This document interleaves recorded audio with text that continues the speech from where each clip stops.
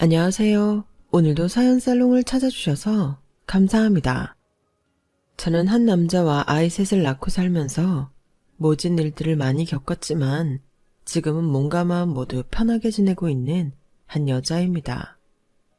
어디서부터 이야기를 시작해야 할까요? 우선 남편을 처음 만났던 때부터 시작해야겠네요. 저는 어릴 때부터 여행 작가라는 큰 꿈을 갖고 열심히 공부하던 학생이었어요. 여행도 여행이지만 글을 쓰는데 로망이 커 대학교의 국문과에 들어갔었죠. 오롯이 혼자 공부하던 고등학교 때와는 다르게 대학에 오니 동기 선후배들과 토론도 하고 생각을 나누며 나라는 사람에 대해 더 깊게 탐구하고 세상에 대해 알아가는 재미를 맛볼 수 있더군요. 학과 공부에서도 시야를 더 넓히고 싶어서 독서토론 동아리에도 가입을 했어요. 특별한 특기가 필요한 곳이 아니라 그런지 사람들이 제법 많이 있었어요. 저처럼 정말 문학을 좋아해서 온 사람도 있지만 친구들을 더 사귀고 싶어 들어온 사람들이 많았어요. 동아리 첫 모임 후 학교 근처 술집에서 술자리가 있었어요. 다들 어색해하면서도 호기심 어린 눈빛을 주고받았어요. 그때였어요. 한 남자 선배가 말을 걸어왔어요. 동아리에 혼자 들어온 거야? 네, 그냥 책이 좋아서 들어왔어요. 그렇구나. 무슨 과야? 전 국문과요. 김재은이라고 해요. 나도 책 좋아해서 들어왔는데 반가워. 난 경영학과 진세훈이야. 서글서글한 인상이 지적으로 보이는 안경테가 돋보이는 남자였어요. 완전 제 스타일은 아니었지만 모르는 사람들 사이에서 먼저 제게 말을 걸어준 것이 너무 고마웠죠. 그날 이후로 저희는 꽤 많이 가까워졌어요. 같이 밥을 먹기도 하고 술을 마시면서 이야기를 나누기도 했어요. 그 선배 덕분에 학교 다니는 재미가 배가 된 느낌이었죠. 그렇게 친한 선후배 관계를 잘 유지하던 저희에게도 색다른 감정이 올라오기 시작했어요. 저는 당차게 먼저 고백을 했어요. 세훈 선배, 저 선배를 좋아해요. 재은아, 나도 널 좋아하는 것 같아. 하지만 왜요? 무슨 문제라도 있어요? 나 군대 가. 연인으로 발전할 수 있겠다는 기대가 무너져 내리는 순간이었어요.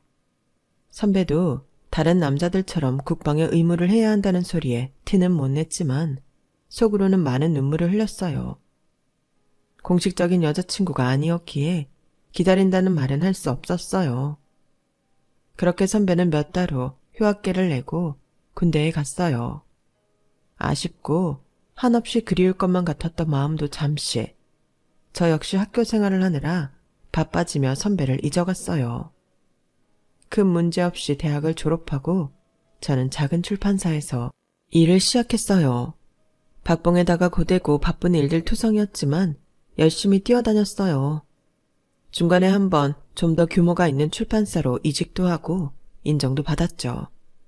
하루는 퇴근하고 돌아가는 길에 신호등에 서 있는데 누군가 제 어깨를 툭툭 하고 쳤어요. 저기 김재은 맞지? 세훈 선배 맞죠? 나 진세훈이야. 정말 오랜만이다. 와, 선배, 여기서 이렇게 보다니 반가워요. 그러게, 세상 진짜 좁네. 이렇게 서울길 한복판에서 만나게 될 줄이야. 선배, 하나도 안 변했어요. 너도 그대로야. 똑같이 예쁘네. 우연히 마주친 선배와 시간 가는 줄도 모르게 옛날 이야기도 하고 서로 직장 이야기도 늘어놓았어요. 선배는 나중에 아버지의 회사를 물려받기 위해서 잠시 다른 회사의 경영팀에 들어가 일을 배우고 있다고 하더군요. 출판사 일은 괜찮아? 완전 신입일 때보다는 괜찮아요. 그래도 아직 야근을 밥 먹듯이 하고 여기저기 외근 다니는 건 기본이에요. 너 책 진짜 좋아했었잖아. 졸업하고 정말 출판사에 있을 줄이야. 맞다. 독서 동아리 기억이 새록새록 나네요. 군대에 있을 때 네가 편지 써줄 거라고 생각했는데 한 통도 안 써주더라. 나 좀 기다렸는데 말이야. 제 편지 기다렸어요? 그럼 복학하자마자 너 찾으러 동아리방 다시 갔었는데 벌써 졸업했다고 하더라고. 조금 서운했다. 선배가 절 찾았어요? 아주 많이 보고 싶었거든. 그렇게 그날 마주친 선배와 다시 연락을 주고받았고 우리는 대학 때 못다한 연애를 시작하게 되었어요. 만난 지 반년이 지나고 자연스럽게 결혼 이야기가 오가게 되었어요. 재현아, 다음 주에 우리 집에 인사하러 가자. 부모님한테 말씀드렸어? 주말에 집으로 한번 오라고 하시네. 떨린다, 오빠 부모님을 만나다니. 오빠가 첫 연애 대상이었던 것은 아니지만 부모님까지 뵙고 결혼 얘기까지 오가는 건 처음이라 너무 떨렸어요. 부모님을 뵈러 가는 날 과일 한 꾸러미를 안고 집 앞에 도착했어요. 안녕하세요, 김재은입니다. 그래요, 거기 앉아요. 우리 세훈이랑은 대학 때부터 알고 지냈다고요? 네, 동아리 선후배로 만났었는데 오빠가 군대 가면서 연락을 못했다가 작년부터 다시 만나기 시작했습니다. 오늘 이렇게 재은 씨를 만나기 전까지 내가 우리 아들하고 얼마나 싸웠는지 알죠? 네? 싸우셨다뇨? 자기 자식 안 귀한 사람 없겠지만 얘는 정말 특별한 외동아들이에요. 그래서 사실 혼처자리만큼은 정말 최고집 아가씨랑 맺게 하고 싶었는데 이놈이 재은 씨 한 번만 만나보라고 사정을 해서 말이에요. 어쩐지 오빠의 어머니가 저를 처음부터 탐탁치 않게 보는 눈빛이었던 건 저만의 착각이 아니었더군요. 오빠는 절 만나기 전부터 여러 집안의 아가씨랑 선을 봐왔고 다 거절하고 지극히 평범한 저를 선택했던 것이에요. 심지어 저를 만나는 동안에도 두세 차례 그런 자리가 있었는데 저를 속이고 말하지 않았던 거고요. 나중에 물어보니 어머니가 하도 난리를 쳐서 그냥 나가서 차 한잔 마시고 온 게 다라고 말하더군요. 오빠에게 배신감을 느껴 치를 떨어야 할지, 그런 상황에서도 나를 선택해줘서 고맙다고 해야 할지 고민하는 사이에 오빠 부모님의 질문이 휘몰아쳤어요. 출판사 다닌다고 들었는데 결혼하면 그만둘 거죠? 가능하면 전 계속 일하고 싶습니다. 돈 때문이라면 그러지 않았으면 좋겠네요. 나는 말이에요. 밖에서 일 잘한다고 칭찬 듣는 며느리는 필요 없어요. 그저 우리 아들 내주 잘하고 떡두꺼비 같은 손자나 잘 낳아줬으면 해요. 손녀 말고 손자. 아, 네. 시아버지가 될 뿐도 어머니와 크게 다르진 않았어요. 제 신상에 대해 묻기도 전에 당신 회사를 세훈이가 물려받아야 하고 꼭 아들을 낳아야 계속 대물림 될 것이라며 강조하더군요. 오빠네 집이 좀 여유롭다는 건 알고 있었지만 며느리 될 사람한테 처음부터 돈 걱정하지 말고 남편 내조나 잘하려는 소리를 들으니 조금 벙졌어요. 하지만 그 당시 우리 부모님도 여자는 다른 것 없다. 그저 좋은 서방 만나 살림 뚝 부러지게 하고 남편이랑 자식한테 잘하면 더할 나위 없다고 생각하는 분들이었기 때문에 오빠 부모님 말씀이 완전 이상하다고 느끼지는 않았어요. 단지 다른 집안보다 아들의 존재와 위치를 좀 더 중시하는구나 싶었어요. 오빠 쪽 부모님과 첫 만남 이후 몇 차례 더 찾아뵈었지만 그때마다 똑같은 말뿐이었죠. 너는 바깥일 하지 마라. 그냥 세훈이 잘 내조하면 된다. 항상 따뜻한 밥 먹이고 옷은 정갈하게 준비해라. 남자가 하는 일에 왈가왈부하지 마라. 그리고 가장 중요한 몇 명이고 좋으니 무조건 아들을 낳아라 등이었어요. 제가 오빠네 집에 시집가는 것 자체가 딱히 환영받는 분위기는 아니었지만 오빠의 부단한 노력으로 결혼식 날이 떨어졌어요. 일사천리로 결혼이 진행되었고 모든 것이 남편 집안의 의견대로 흘러갔어요. 신혼집과 혼수, 가구 배치까지 시어머니의 손길이 안 닿는 것이 없었고 심지어 숟가락 젓가락 놓는 곳까지 다 참견하셨으니까요. 전 불편하기는 했지만 시부모님이 어렵게도 했고 남편도 별 말이 없어서 그냥 넘어가고 말았어요. 지금 생각해보면 그때부터 시댁이 하는 일에 죄다 아무 말 못하고 다 넘어가 이런 사달이 나긴 했지만요. 결혼 후 시어머니의 간섭은 더 심해졌어요. 신혼집도 마침 시댁에서 멀지 않은 거리였는데 툭 하면 들러서 냉장고를 열어보거나 가구 위에 먼지를 손으로 훑으며 한 소리씩 하고는 했어요. 이거 내가 지난주에 해다 준 반찬 아니냐? 이걸 아직까지 두고 세훈이를 먹이는 게니? 오빠가 이번 주에 회사 야근이랑 회식이 좀 잦아서 집에서 거의 밥을 먹지 않았어요. 저도 회사 일이 좀 바빴고요. 늦게 오면 도시락이라도 싸갖고 가서 줘야지. 안 먹는다고 그냥 저걸 저렇게 냅둬? 이 김치는 왜 아직도 이 통에 있어? 내가 이거 작은 통으로 바꿔서 정리하라고 몇 번을 말해. 네, 바로 옮겨 놓을게요. 청소를 하긴 하는 거니? 저 침대 밑에 먼지 뭉텅이 돌아다니는 것 좀 봐. 난 이런 더러운 집에서 한 번도 새우니를 재워본 적 없다. 매일 쓸고 닦고 하는데 거기까지는 신경을 못 썼어요. 죄송해요. 너 안 되겠다. 말 나온 김에 내가 한마디 하마. 내가 회사 그만두라고 하지 않았니? 왜 아직도 일을 하니? 나한테 시위하는 거니? 결혼했다고 바로 일을 그만두고 싶지는 않아요, 어머니. 출판사 일 바쁘기는 하지만 제가 하고 싶었던 일이고 오빠도 아직은 제가 회사 다니는 거 크게 반대하지 않아요. 네가 그깟 회사 다닌다고 지금 세훈이 밥도 제대로 안 먹이고 집을 이 꼴로 만드는 거 아니니? 내가 말했지. 결혼하면 일하지 말고 집에서 내조나 살아라고. 제가 임신한 것도 아니고 오빠 퇴근할 때까지 집에서 그냥 있는 것도 좀... 그러니까 빨리 임신을 해서 손자를 낳으라는 말이야. 저희 결혼한 지 아직 3개월밖에 안 됐어요, 어머니. 3개월이고 3일이고 다 필요 없으니까 빨리 아들 낳으란 말이야. 남편한테 내조를 잘하라고 하는 말까지는 그렇다 쳐도 임신 문제까지 이렇게 시어머니한테 강요받게 될 줄은 꿈에도 몰랐어요. 남편한테 한탄을 하며 시어머니의 독주를 멈춰달라고 부탁한 적도 있어요. 그럴 때마다 남편은 우리 엄마도 애 못 낳고 겨우겨우 나 하나만 낳아서 그래. 할머니가 살아계실 때 우리 엄마를 아주 쥐잡듯이 잡았으니까 아들 더 낳으라고. 어머님도 그렇게 당했으면 치가 떨릴 법도 한데 왜 나한테 똑같이 아들 낳으라고 맨날 뭐라 하시는 거야? 아버님도 툭하면 아들 소식 없냐고 물으시고 도대체 왜들 그러시는 건데? 그건 나야 모르지. 안 그래야겠지만 어쩔 수 없이 할머니를 닮아가는 건가? 오빠, 지금 남 얘기해? 나 진짜 미칠 것 같다니까.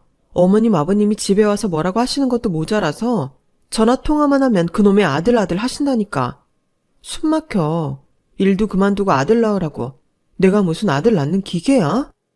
아, 그게 또 뭐라고 울기까지 해. 그냥 엄마 앞에서는 내내 하고 흘려들으면 되지. 알았어. 오빠가 엄마한테 그만하라고 할게. 그러니까 울지 마. 울면서 얘기해도 그때뿐이었고 남편도 시부모님을 적극적으로 막지는 않았어요. 중간에서 저만 메말라 갔었죠. 그렇게 어영부영하다가 아들 임신을 강조한 시어머니가 드디어 본격적으로 돈 없는 행동을 하기 시작했어요. 간만에 이불 빨래를 하기 위해 침대불을 걷어내는 순간 빨간 작은 봉투 하나가 툭 하고 발 밑에 떨어졌어요. 꺼내보니 노란 종이에 빨간 글씨로 알 수 없는 것들이 빼곡히 적혀있더군요. 오빠, 이거 뭐야? 부적 같은데? 오빠가 넣어놨어? 내가 안 넣어놨는데? 부적이 왜 거기 있지? 오빠가 안 넣었다고? 그럼 이게 왜 여기에 있지? 혹시 어머님이 넣으신 건가? 아, 그럴 수도 있겠다. 나 예전에 시험 같은 거 있으면 잘 보라고 엄마가 가방 안이나 속옷 안에다가 그런 거 자주 넣어놨거든. 뭐? 우리 침대에 도대체 왜 이런 걸? 저는 조심스럽게 시어머니께 전화를 드렸어요. 어머니, 혹시 저희 침대에 부적 같은 거 넣어놓으셨어요? 그래, 그거 아들 낳게 해주는 부적이야. 버린 건 아니지? 아들이요? 어머니, 아무리 그래도 말씀이라도 해주시지. 침대 정리하다가 깜짝 놀랐어요. 그리고 이런 거 전 잘 안 믿어요. 네가 하도 임신을 안 하길래 내가 답답해서 넣어놨다. 그 부적 쓰려고 내가 돈을 얼마를 썼는데 당장 도로 넣어놔. 저희도 자녀 계획 세우는 중이에요. 이런 걸로 자꾸 아들 얘기하시지 않으셨으면 좋겠어요. 너 내가 많이 편해졌나 보다? 이제 명령까지 하네? 명령이 아니고요. 부탁드리는 거예요. 저는 딸이고 아들이고 시기가 되면 잘 낳아서 잘 기를 거예요. 딸이라니? 어디 감히 입에 딸이라는 소리를 올려 부정타게. 당장 가서 소금물로 입 헹구고 부적 다시 곱게 넣어놔. 시어머니는 막무가내였어요.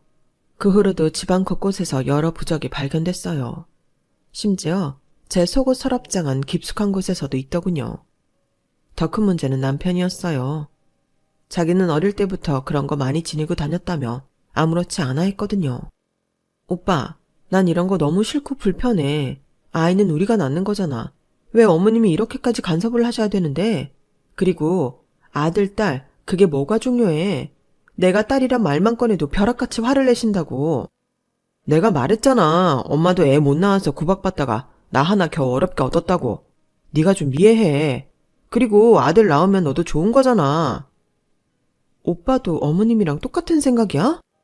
네가 아들만 낳아주면 우리 다 평화롭잖아. 나도 아들이라고 어릴 때부터 할머니랑 부모님 사랑을 얼마나 많이 받고 자랐는데. 남편은 항상 남의 일 얘기하듯이 해서 제 속을 뒤집어 놓고는 했어요. 그러다 제가 정말 아이를 갖게 되었어요. 시부모님의 매일 같은 성화에 저는 어쩔 수 없이 눈물을 머금고 출판사 일도 그만두어야 했어요. 괜히 일한다고 나부대다가 애라도 잘못되면 어쩔 거냐며 잔소리를 퍼부었거든요. 이왕 이렇게 된 김에 저는 성별 상관없이 아기가 건강하게만 나왔으면 좋겠다고 생각했어요. 하지만 시어머니는 제가 임신한 중에도 아들로 성별을 굳혀주는 것이라며 이상한 가루를 가져다 타먹이거나 집안에 온통 파란색 물건을 갖다 놓는 등 이상한 행동을 하셨어요. 남편한테 재차 하소연을 해봤자 역시나 듣는 둥 마는 둥 하더군요. 그렇게 우여곡절 끝에 10달이 흘렀고 저는 시어머니의 기운이 응집된 아이를 출산했어요. 아주 작고 소중한 딸이었어요. 남편도 시부모님들처럼 아들을 원했던 터라 딸을 보고는 썩 반가워하지는 않는 눈치였어요. 시어머니와 시아버지는 소식을 듣고 연락 한번 없다가 얼마 후에 남편 편에 한약을 한 상자 보내셨더군요. 이게 뭐야? 엄마가 갖다 주래. 한약이야. 무슨 한약인데? 나 지금 모유 수유 중이라 잘 알고 먹어야 될 것 같은데? 엄마가 그럼 뭐 너한테 사약 보냈겠냐? 아들 낳는 약이래. 매일 아침 저녁으로 먹으래. 뭐? 아들 낳는 약? 나 지금 애 낳은 지 고작 한 달도 안 됐는데 그런 약을 왜 주시는 건데? 먹기 싫으면 받지 마. 안 받으면 되지 왜 소리를 질러? 이런 건 오빠가 중간에서 알아서 잘 해결해 줘야지. 우리 딸 낳은 지 지금 얼마나 됐다고 아들 갖는 약을 받아와. 어머님이 딸이라 싫어서 연락도 없고 집에 오시지도 않는 것까지는 이해해. 그런데 산모한테 아들 낳는 한약을 먹이라는 게 말이 되냔 말이야.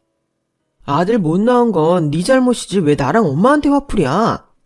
뭐라고? 그게 내 탓이란 말이야? 이제 남편 마음도 정확히 알게 된 것 같았어요. 딸이 싫었던 거예요. 저는 서러운 마음을 누르며 아기를 품에 꼭 안았어요. 그러고는 펑펑 울었어요. 미안해 유미야. 엄마가 미안해. 엄마가 무슨 일 있어도 널 지켜줄게. 남편은 딸 유미가 울어도 들여다보지도 않고 안아주지도 않았어요. 그런 그에게서 시어머니가 겹쳐 보이더군요. 제가 알던 남편이 아닌 것 같았어요. 그렇게 시부모님은 끝끝내 유미를 보러 오시지 않았어요. 그해 추석이 얼마 남지 않아 남편에게 유미를 데리고 시댁을 찾아가겠다고 말했어요. 남편 반응은 예상대로 떨떠름했지만 언젠가는 돌파해야 할 일이라고 생각했어요. 아버님, 어머님, 저희 왔어요. 시부모님들은 저는 고사하고 유미에게 고개도 한번 돌리지 않고 의자에 앉아 있더군요. 무슨 일로 왔니? 무슨 일이냐뇨. 추석이잖아요. 인사드리러 왔어요. 인사할 낯짝은 있나 보지? 어머니, 그만 미워하세요. 이 아이 좀 보세요. 비록 아들은 아니지만 너무 예쁘고 천사 같은 아이예요. 왜 너 같은 요물덩어리가 이 집에 들어와서 내 속을 볶아놓는 거야? 나는 할 말 없으니 밥이나 먹고 일찍 돌아가거라. 아버님은 아예 외면하고는 방으로 들어가 버리시더군요. 저는 무릎을 꿇으면서까지 어머님 다리를 잡고 말했어요. 어머님, 이 아이도 세훈 오빠 딸이에요. 어머님 핏줄이란 말이에요. 어머님이 쌀쌀맞은 얼굴로 제게 말했죠. 그래, 내 핏줄이라서 더 화가 나. 왜 딸인 거야? 왜 아들이 아닌 거야? 아버님 뒤를 따라 어머님도 들어가 버리시고 저는 아이를 안고 쓸쓸히 나왔어요. 머릿속이 복잡했어요. 남편과 그냥 이혼하고 유미랑 둘이 살까 하는 생각도 들었어요.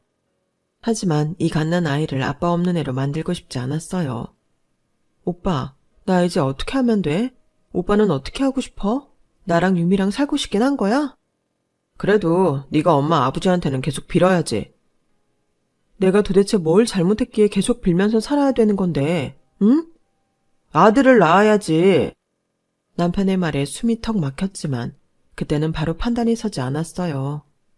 결국 그 후에도 저는 미련스럽게 문턱이 닳도록 시부모님을 찾아뵈며 유미에 대한 마음을 열어달라고 부탁드렸어요. 네가 하도 이렇게 맨날 찾아와서 얘기를 하니 내가 알겠다. 쟤를 받아들이마. 하지만 우리 사랑은 기대하지 말어. 쟤한테 줄 돈도 없을 줄 알아.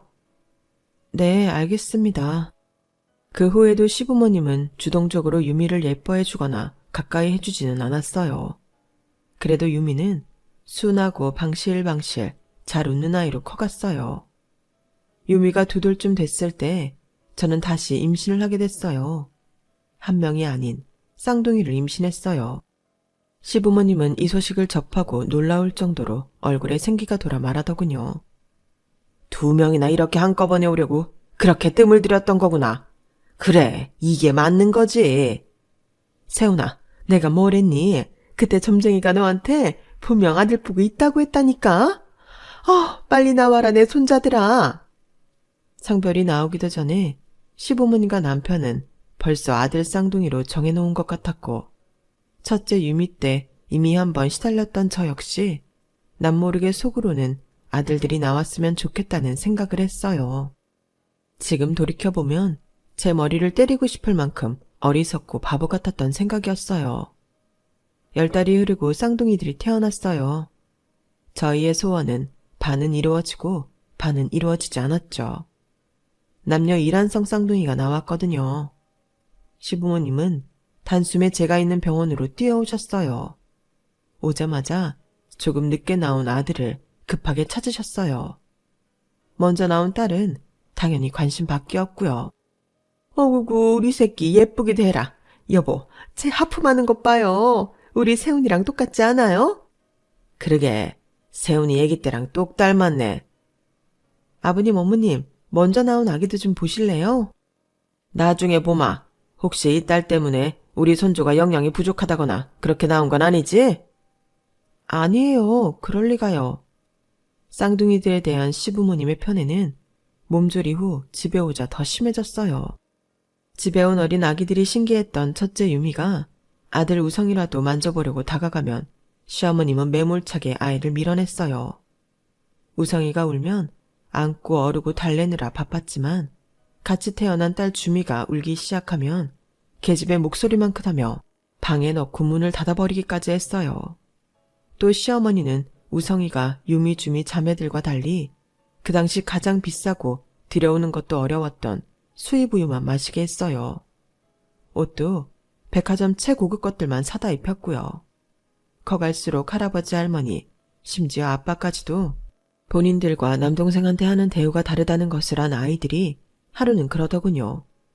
엄마, 우리는 가짜야? 응?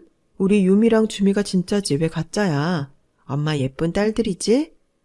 할머니가 우성이만 진짜고 우리는 가짜래.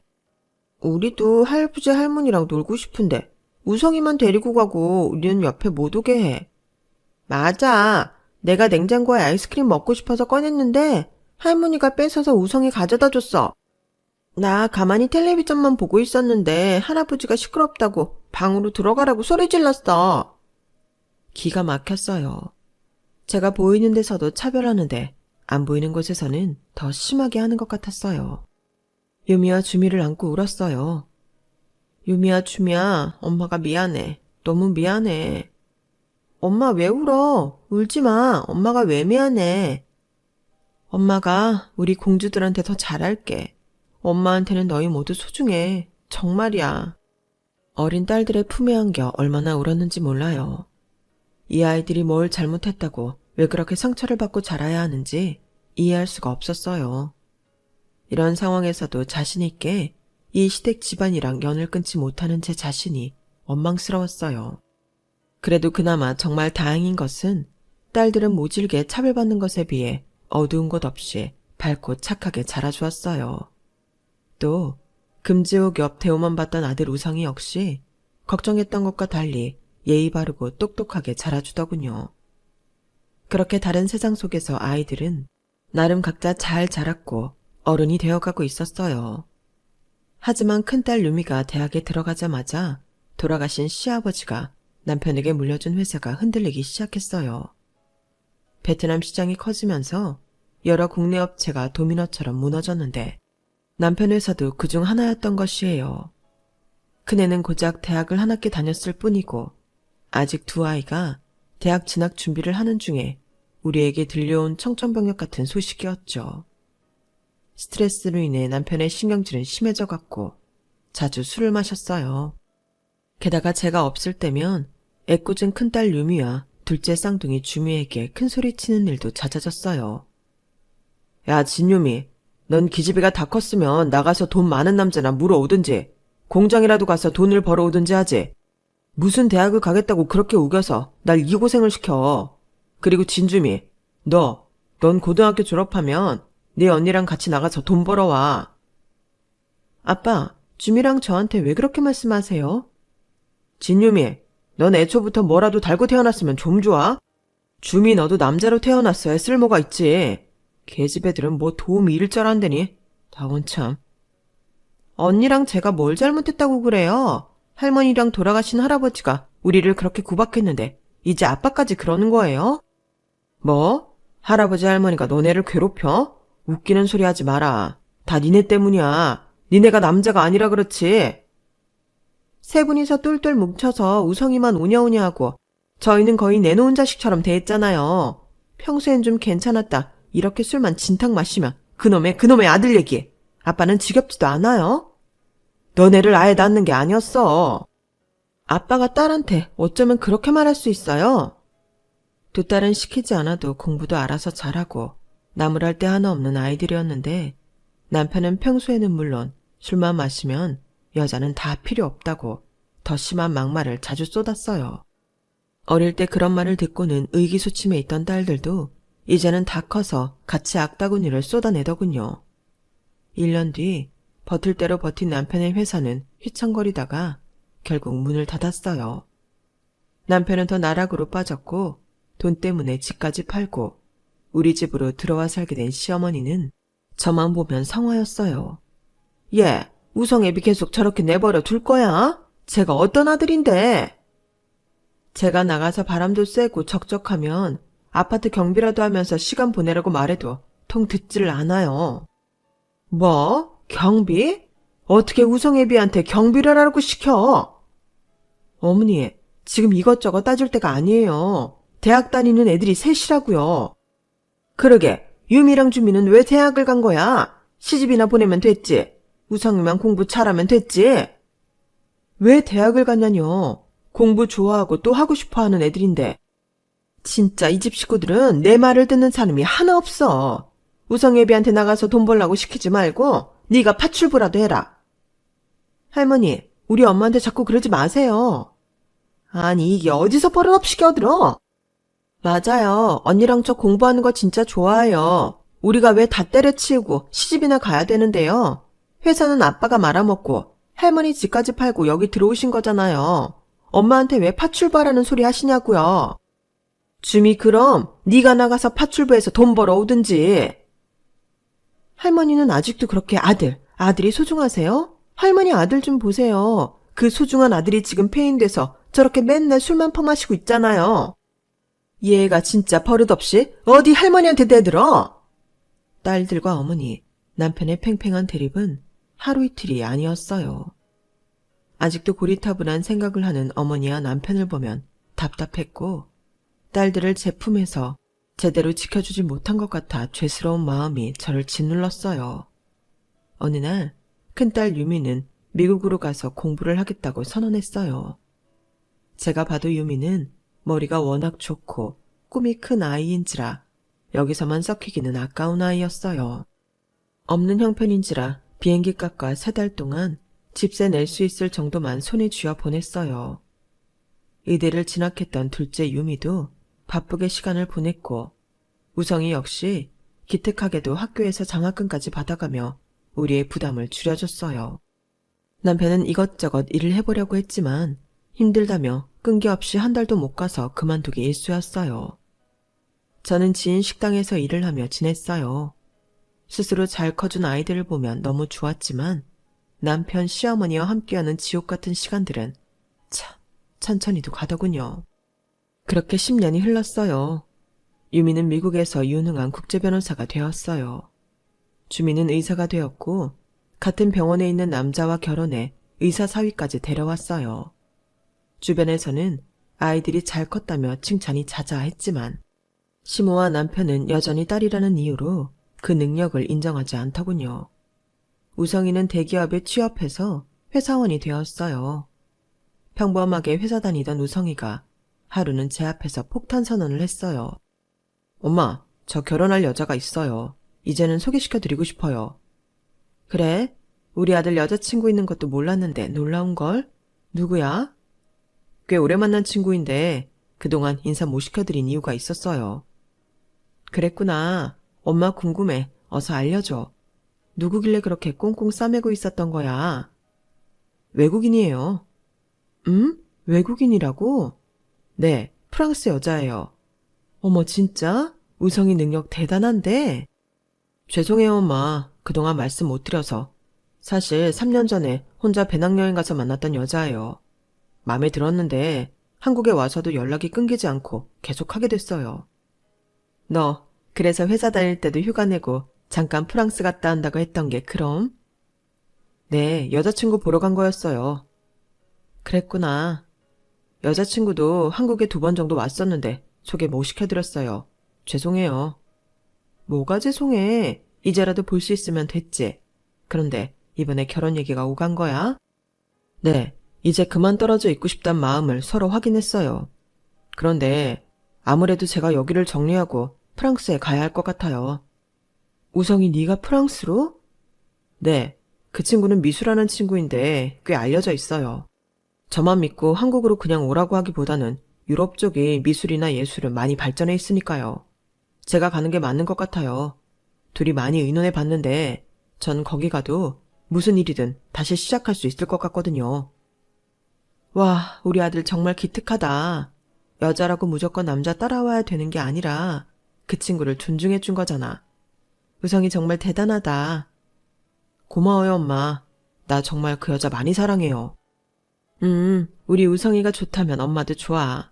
이렇게 현명한 생각 갖고 있는 우성이 네가 너무 자랑스러워. 제 말은 진짜였어요. 남자가 제일이고 여자는 부속품처럼 여기는 집안 분위기에서 이런 멋진 생각을 한 아이가 있을 수 있다는 게 놀라웠어요. 우성이가 결혼해서 프랑스로 거처를 옮기면 자주 못 봐서 서운은 하겠지만 자신의 사랑을 찾아서 더 큰 세상으로 나아갈 아들을 생각하니 흐뭇하더군요. 문제는 시모와 남편이었어요. 이야기를 들은 시모는 거품을 물고 쓰러질 태세였어요. 뭐라고? 우성아, 이게 다 무슨 소리냐? 외국 여자라니? 그리고 프랑스라니? 네, 할머니. 저 프랑스 여자랑 결혼할 거예요. 그리고 거기 가서 살 거고요. 우성아, 이 할미는 어떻게 하라고? 절대 못 간다. 이 할미 눈에 흙이 들어가기 전까진 절대 안 돼. 할머니, 제 인생이에요. 아니야. 그래도 이건 아니야. 족보도 없는 파란 눈 외국 계집애랑 결혼한다는 게 말이 되니? 할머니, 족보가 없다뇨. 다 같은 사람인데 높고 낮음이 어디 있어요. 전 그 여자 정말 사랑해요. 네 엄마는 내가 어쩔 수 없이 허락했지만 너는 안 된다. 내 새끼, 이 할미가 정말 좋은 집 교수 만나게 해줄 거야. 그 외국 여자는 안 돼. 그리고 할미가 여기 있는데 어딜 가서 산단 말이냐. 이 할미는 어쩌라고 그 먼 데를 간다고 해. 할머니, 어릴 때부터 절 많이 아껴주신 거 감사해요. 하지만 전 언제까지나 할머니나 아버지한테 매여 있을 수는 없어요. 저도 이제 성인이고 결혼하고 싶은 여자를 만났어요. 할머니 말씀처럼 그 여자를 한국에 데려올까도 생각해봤지만 아무래도 제가 거기에 가는 게 맞다는 결론을 내렸어요. 저 가서도 잘 살 자신 있고요. 저한테 지금 사는 곳은 중요하지 않아요. 그년 당장 내 앞에 데리고 와라. 어디 감히 내 새끼를 그 먼 데로 데려가려고? 그년이야말로 저승사자다. 당장 데려와. 할머니, 그렇게 말씀하시지 마세요. 내 새끼 우성이 너 지금 할미한테 대드는 거야? 이제 그만 좀 하세요. 저야 사랑받는 입장이어서 뭐라 말할 수 없었지만 솔직히 할머니나 할아버지 아빠가 엄마랑 누나들한테 너무 못되게 한 거 맞잖아요. 단지 여자라는 이유로. 뭐? 우성이 너 지금 그게 할매한테 할 소리야? 전 항상 엄마랑 누나들한테 죄스러운 마음이 있었어요. 저만 맛있는 거 먹고 좋은 옷 입고 공부도 저보다 누나들이 훨씬 잘했는데 남자란 이유만으로 저만 좋은 학원 과외하게 해주셨잖아요. 저는 어릴 때부터 그게 너무 미안하고 죄스러웠단 말이에요. 제 마음 한켠의 죄책감이 항상 절 힘들게 했어요. 이제는 벗어나고 싶어요. 저도 몰랐어요. 항상 어른들의 사랑만 받던 우성이가 저런 미안한 마음을 갖고 살았는지. 딸들의 서러움만 챙기느라 우성이의 진심을 못 알아봐준 제 자신이 한심스럽더군요. 시모도 옆에서 듣던 남편도 아무 말 못하고 고개만 떨구고 있더군요. 그날 한바탕 소란이 있은 후에 미국에 있는 딸도 잠깐 들어오고 주미와 서희까지 모인 자리가 마련되었어요. 유미가 조심스럽게 남편 앞에 서류 하나를 꺼냈어요. 아빠, 이제 엄마랑 이혼해주세요. 뭐? 엄마한테는 제가 한국에 들어오기 전에 미리 말씀드렸어요. 나머진 제가 다 알아서 할 테니까 여기 서류에 도장만 찍어주세요. 유미 너, 애비한테 이게 무슨 짓이냐? 할머니는 가만히 계세요. 여기 서류 정리되면 어차피 할머니도 그냥 남드는 거니까요. 이게 어디서 배운 버르장머리야? 저나 주민 모두 그동안 어디 가서 싸가지 없고 못 배웠단 소리 들어본 적 없어요. 오히려 이 집안에서 그렇게 우리가 무시당하고 살았던 거죠. 엄마가 저희 때문에 지금까지 버텨가며 할머니랑 아빠랑 같이 산 거 다 알아요. 이제는 저희가 엄마한테 자유를 줄 거예요. 두 분에게서 저희는 이미 아무것도 아니지만 그 귀하고 소중한 손자 우성이마저 한국에 없을 테니 더 이상 서로 엮일 이유가 없어졌어요. 이게 무슨 개소리냐? 그럼 우리를 누가 돌봐? 그동안 저희가 당한 게 얼마인데 늙고 힘없는 할머니랑 무능하고 피폐해진 아빠를 보살펴야 하죠? 옛날부터 저희한테 희생하신 건 엄마뿐이에요. 최소한의 예의로 이 집은 그냥 둘 테니 두 분이서 사세요. 뺏어가지도 않을 테니 뭘 달라고도 하지 마세요. 엄마는 저희가 좋은 곳으로 모실 거예요. 앞으로 다시는 찾지 마세요. 아유, 이게 무슨 일이냐? 유미와 주미는 아주 단호했어요. 남편도 찍소리 하나 못하고 그 자리에서 바로 도장을 찍어주었으니까요. 시모는 옆에서 바닥을 치며 통곡하고 있었고요. 이혼 얘기는 이미 1년 전부터 유미와 주미가 남편 몰래 준비하고 있었던 일이에요. 마침 우성이가 프랑스로 가게 되면서 더 깨끗하게 정리가 될 수 있었던 거고요. 요즘은 시대가 많이 바뀐 것 같더군요. 딸들이 더 대접받는 이런 시간이 올 줄 누가 알았을까요? 사람에게는 귀천이 없지 않나요? 딸이어서 천대받고 아들이어서 사랑받는 것 자체가 이상한 일 아닌가요? 평생 그런 썩은 생각을 갖고 산 시댁과 남편이 결국엔 천벌을 받게 됐네요. 저는 이혼 후 너무 행복하게 잘 살고 있어요. 두 딸들이 전혀 부족한 것 없이 해주고 좋은 옷 입고 좋은 음식 먹으면서 살고 있답니다. 그리고 쑥스럽지만 자상하고 따뜻한 마음씨를 가진 새 남자친구도 생겼어요.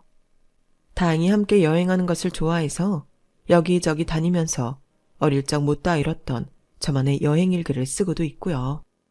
내년에는 결혼한 우성이가 있는 프랑스에도 함께 다녀오기로 했어요.